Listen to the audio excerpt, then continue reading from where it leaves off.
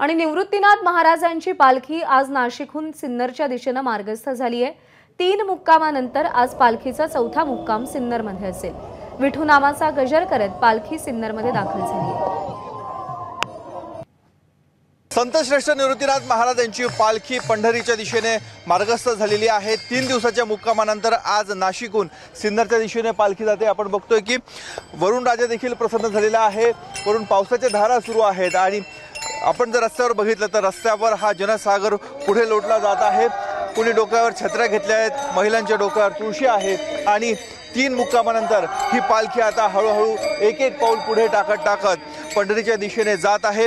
मंगळवारच्या दिवशी याच पालखीचं दातली या गावामध्ये गोल रिंगण होणार आहे आणि या रिंगणामध्ये हे सर्व वारकरी मोठ्या उत्साहामध्ये जल्लोषामध्ये सहभागी होत असतात। आपण बघतोय की पहिल्या दिवसापासून जो सजवलेला रथ होता माऊलींचा, तो रथ आता मार्गस्थ झालेला आहे आणि सर्व वारकऱ्यांच्या चेहऱ्यावर एक प्रकारचा उत्साह आपल्याला बघायला मिळतोय।